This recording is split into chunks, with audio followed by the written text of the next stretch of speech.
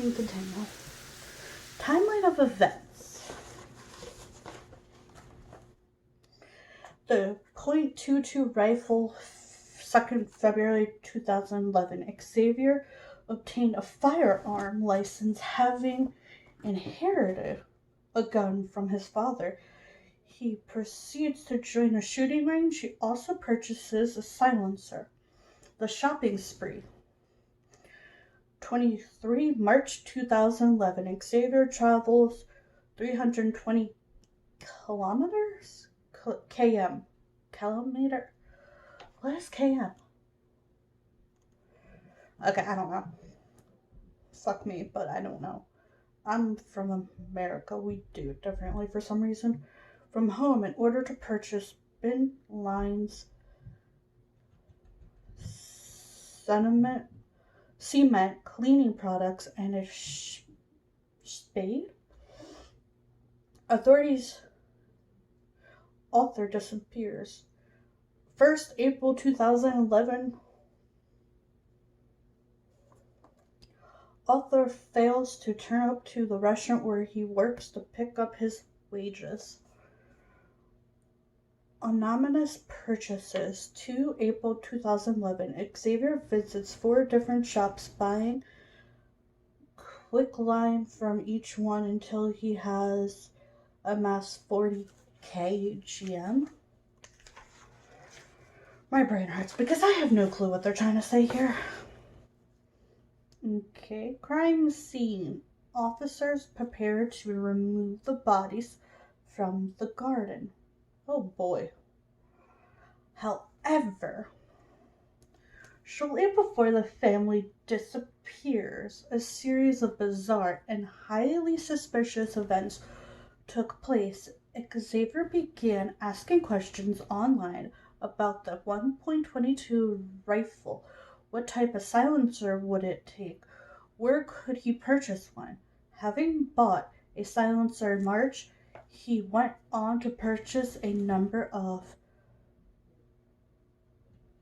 pronition items, including large bin lines, 4 bags of chalk lime, a trolley, and a spade. He also brought some industry strength cleaning products and a fresh box of rifle bullets.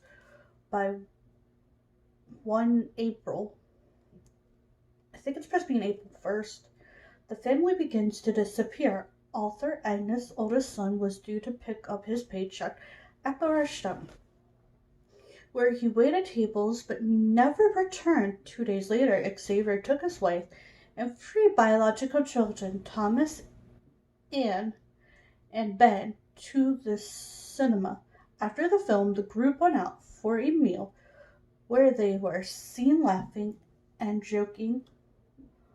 The epitome of a close and loving family. That night, Anne and Ben would vanish, never to be seen alive again. The second day, Xavier Range, LA preserves the school that Anne and Ben attended, claiming that his youngest children would not be coming in as they were both unwell. Throughout these strange occurrences, Xavier remained his usual charming, unflattering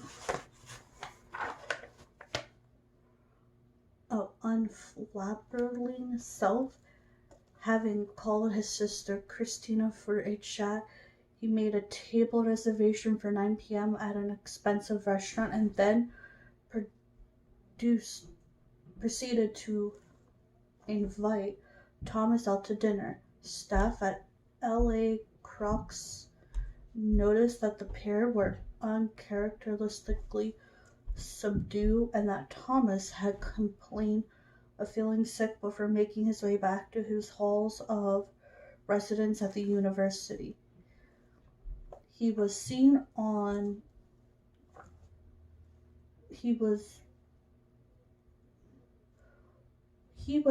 one last time on 5th April when he spent the afternoon with his best friend. Having crashed in front of the television, Thomas received a devastating phone call from his father, who explained that he had to come home immediately. Apparently, his mother had been in a tragic road accident and currently in a coma. The boy said his goodbyes and just walked, just like his brothers and sisters appeared to vanish off the face of the earth. Although some neighbors claim to have seen Agnes later than Tuesday, 5th April, it would all communicate.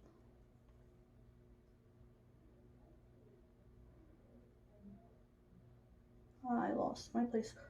At this point, even the family dog, an unruly pair of Labradors, stopped barking, and while their intimidated neighbors initially appearance the quick respite, it soon seemed an ill omen surfaced.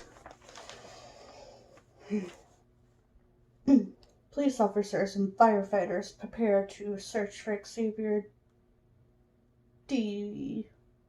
in the mountains of Roquy-sur-Ager. A note attached to the door of the family home requests that all correspondence is returned to sonority. The Last Supper, 3 April 2011. Xavier takes Angus, Thomas, Anne, and Ben to a restaurant. The youngest siblings are most likely murdered either tonight or the following night. School absence tease. 4 April 2011. Anne and Ben fail to turn up at school and do not reply to their friends' emails. Xavier eats out with Thomas, but the boy seems depressed and unwell. Last sightings of Thomas. 5 April 2011.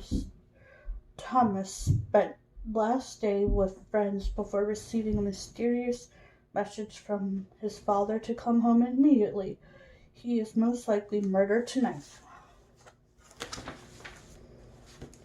Last sighting, worried friends. 6 April 2011. Friends receive uncharacteristic texts from Thomas. Arthur's girlfriend sees a light on in the family home, but no one answers the door. The dogs no longer bark, which is really weird. Hunt for a killer. 11th April 2011. Oh boy. Belgium near House. Police trace Xavier to the Hotel Premier Class, where he stayed for one night before paying for the room with his credit card. He was spotted the following day leaving his car. 12th April 2011. Lee Pont in Vaucluse. Here, Xavier used his credit card to pay $214.58 for a room at the Aberdeen Jasmine, where he stayed for one night, but registered the false name of Mr. Laurent Xavier. 13 April 2011. LA. Steinsmere and Veer. Oh boy. Xavier had previously lived in Veer, and while in the area attempted to make contact with Claudia, an ex-girlfriend. He spent the night in a local hotel. 14 April 2011. Rico Sir Angus and Var. Police trace Xavier's movements to an ATM where he withdrew $330.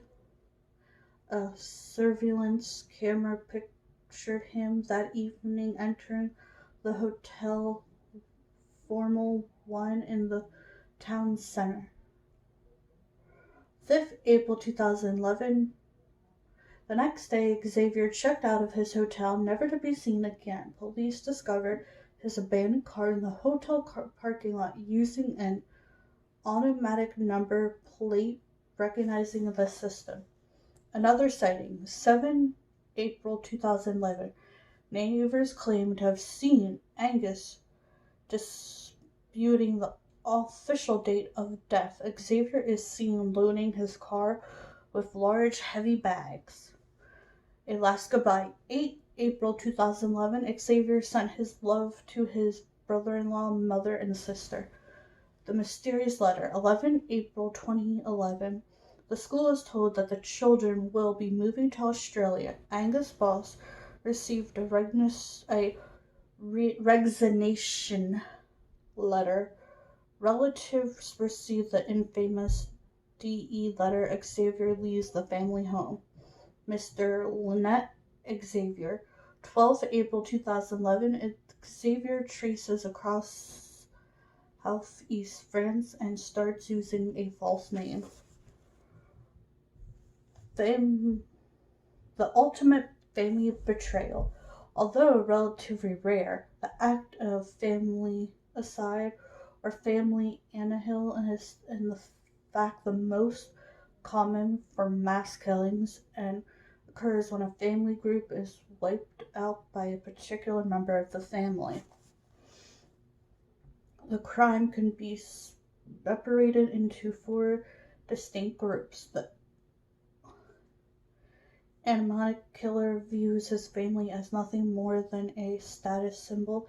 If the Carol financial circumstances alter for the worst, the family will soon be as an unwanted drain on resources and will be eliminated. The self-resignation killer punishes a particular member of the family, usually the mother. For some, proceed wrong by murdering her children before killing her. The paranoid killer believes that murdering the family is a kindness and is in fact protecting them against a far worse fate than death. Finally, the disappointed killer ranges against the entire family for failing to live up to killer's dreams of the perfect family. When John List murdered 5 members of his family in 1971, he claimed that financial problems and the fact that his family were no longer living a religious life were the reason for his actions. John List believed that killing his family was the only way to ensure their souls would reach heaven.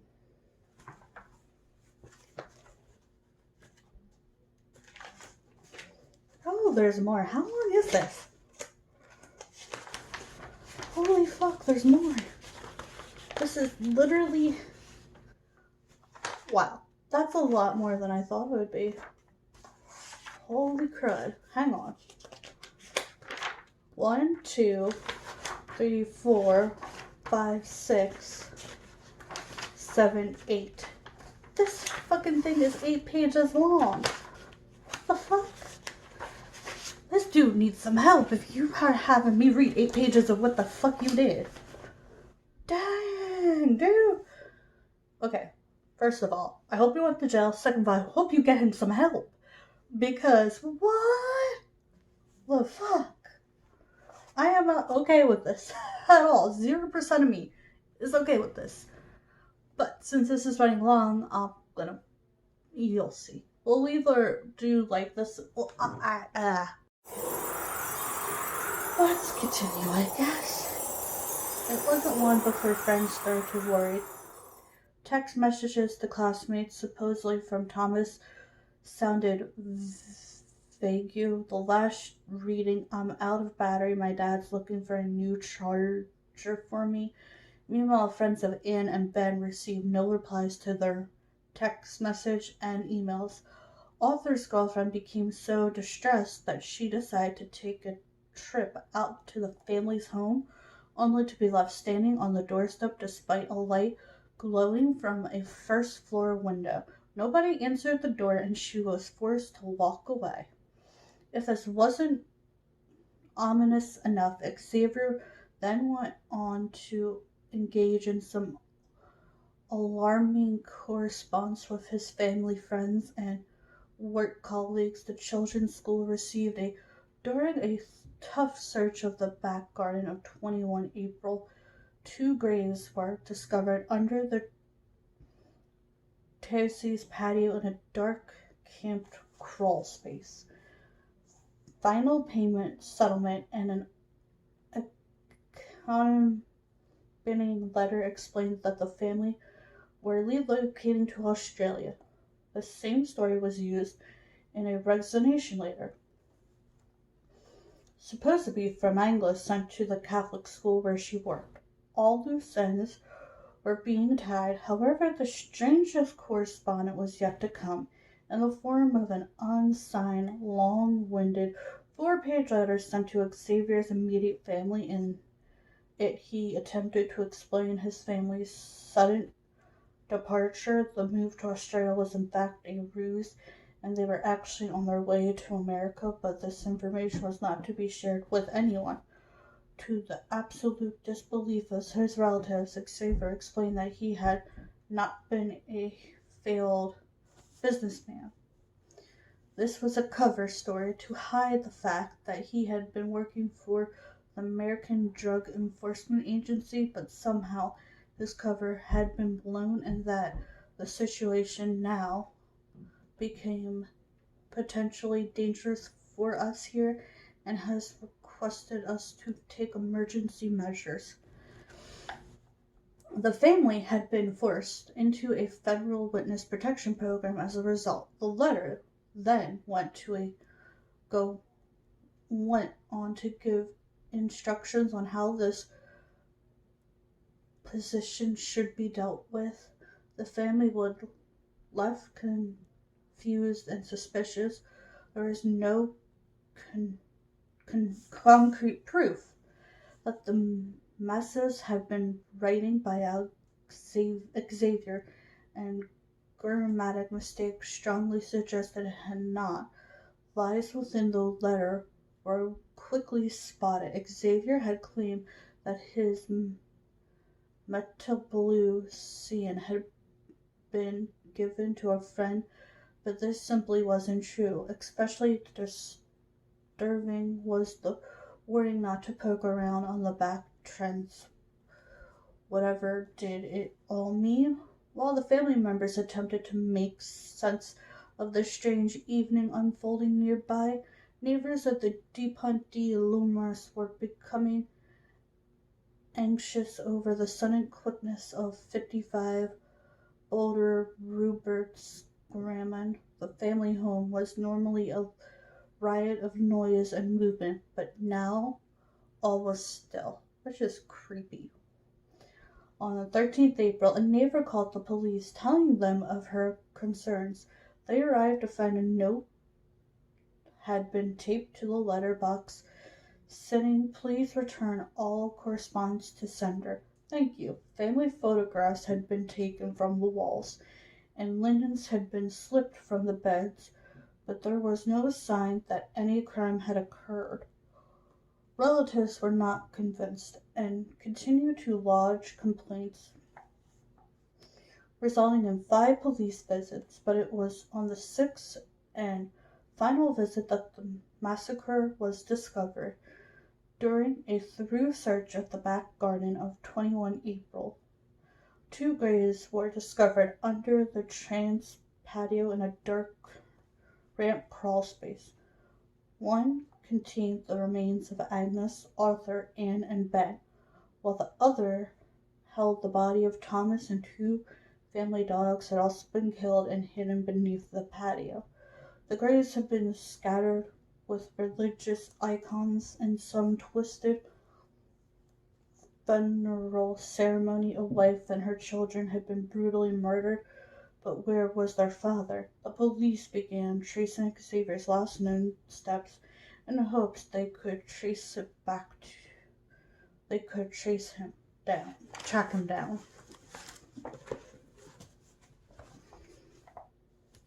The senior C5, which had supposedly been given to a friend, was stopped leaving the car parked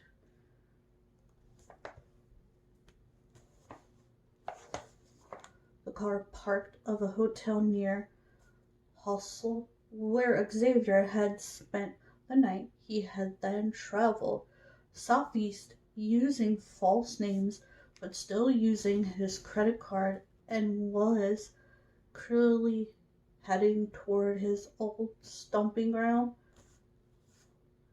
in VAR. It was here that he attempted to meet up with an ex-girlfriend. Let's see. A judicial seal is secured across the front door of the family home as the entire house became a crime scene. Xavier DuPont's registration from the local rifle club where he practiced shooting after inheriting the 22.22 rifle. The police are called. 13 April 2011. Neighbors became suspicious of Angus' sanitary car and called the police. They searched the property but are not overly concerned. Xavier attempts to contact an ex-girlfriend. One last CCTV image, 14 April 2011. Xavier is caught on camera for the last time as he enters a hotel in VAR. An investigation begins. 19 April 2011. Having searched the property 5 times to no avail, an investigation is set up. Police are concerned by Xavier's suspicious purchases. A generous discovery. 21 April 2011. The bodies of Angus and her 4 children are found under the trans patio. The abandoned C5 is found. Xavier DuPont states differently at the camera. Was this man really capable of murdering his wife and 4 children in cold blood? Sometimes yes. The police discovered that Xavier stayed at the luxury hotel. A particular view taken on 23 April 2011 shows the room at the Argby where Xavier spent the night of 12th April. The autopsy. Okay, let's continue up here. An ex-girlfriend. Okay, you're good. But the reunion never took place. Further sightings followed, the final confirmed image being captured on 14 April by a surveillance camera in the town of Arsenango. I'm not sure how to pronounce that. The following morning, Xavier abandoned his car and disappeared for good. With the discovery of the bodies beneath the patio fence, he became a wanted man. Autopsies carried out the day after the bodies were unearthed, showing that the children had been drugged with sleeping pills before being shot twice in the back of the head. Angus also had been shot, but her body contained no traces of the drug. It seems that whoever had killed her knew that she used a sleeping machine and had turned it off during the night. The murder weapon had been a .22 rifle, instantly linking the bodies to their absent father. Crime scene investigations scoured the property looking for clues and were baffled by the lack of physical evidence. How was it possible to fire 10 bullets without leaving behind a single drop of blood? The behavior of the Nathan's producers compound the mystery by insisting that the family be buried as soon as possible and strongly advised that relatives should not view the victim bodies, who then formally identified the DuPonts. The hunt was on, traced down Xavier either as the 6th victim or as the killer. Many believed that the estranged father had murdered his family only to commit suicide elsewhere. This would certainly explain the openness of his actions after apparently fleeing the murder scene. The last sighting has been in Recumbent Angus, where he checked out of a hotel carrying nothing but a small backpack, since the surrounding area consists of sheer cliffs, mountains, caves, and plunging police employee professionals bunkers to search for his body. Their efforts were futile.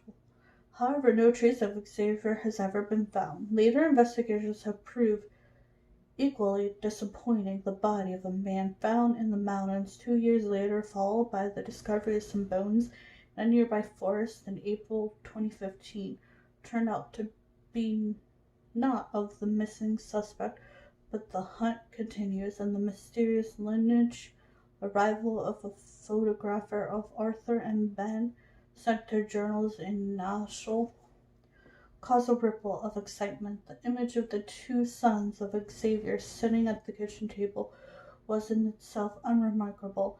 An inscription scrawled on the reverse reading, "I'm still alive," looked highly promising. Sadly, the photo, dated 11 July 2015, was yet another dead end, since neither the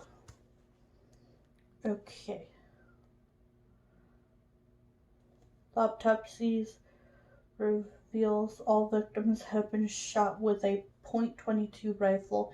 An initial arrest warrant is issued for Xavier. The funeral, 28 April 2011. The family's funeral is held in Nathan's. The bodies are cremated. A private ceremony is held 2 days later in an home of Angus' family. The police discovered that The search for Xavier continues. 23 June 2011. Caving experts are called in to search, since they believe Xavier may have committed suicide. Bringing up old bodies. 9 April 2011.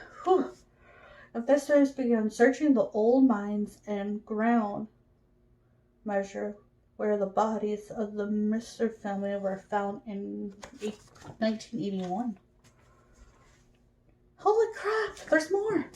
We're getting through all that today. There's so much.